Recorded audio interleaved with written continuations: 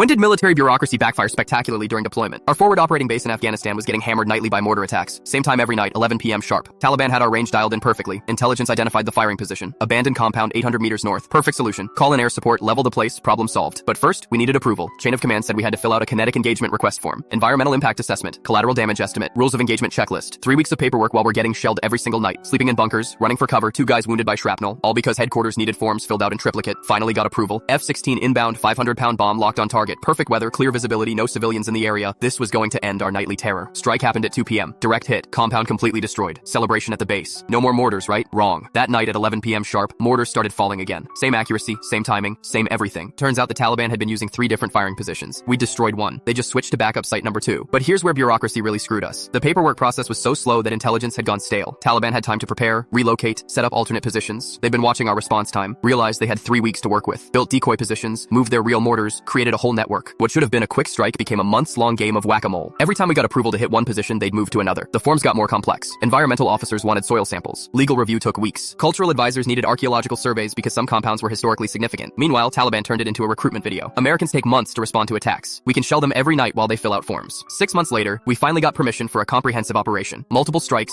simultaneous targeting, full spectrum engagement. By then, Taliban had gotten bored and moved to a different valley. Our big operation hit empty buildings. Cost $3 million to blow up abandoned mud huts. The real kicker? Local villagers told us later they would have pointed out all the firing positions on day 1 for free. No paperwork required. But we couldn't use local intelligence without it going through proper channels. Cultural Liaison Office, Intelligence Review Board, verification protocols. By the time local tips got processed and approved, the information was weeks old and completely useless. Final tally: 47 mortar attacks, 8 wounded soldiers, 12 destroyed buildings on base, $18 million in military responses. Taliban casualties, 0. They treated the whole thing like target practice while we wrestled with paperwork. The base commander finally lost it, called headquarters directly. Either streamline this process or I'm requesting immediate transfer. My soldiers are getting killed while lawyers debate forms. New procedures implemented within a week. Streamlined approval process. Local intelligence fast-tracked, common sense rules of engagement. But the damage was done. Taliban had learned they could attack US forces with minimal risk as long as they kept moving faster than our bureaucracy. That pattern repeated across Afghanistan. Quick tactical situations bogged down by strategic level paperwork. Soldiers on the ground frustrated by delays while enemies adapted in real time. The guys who wrote those procedures never spent a night in a bunker listening to incoming mortars. Never watched friends get wounded while waiting for approval to defend themselves. They saw risk management. We saw friends bleeding. Eventually learned to work around the system. Creative interpretations of engagement rules. Immediate threats that couldn't wait for paperwork. Self-defense protocols that bypassed approval chains. Military bureaucracy works great for logistics and long-term planning. But when bullets are flying, sometimes you need to shoot first and fill out forms later.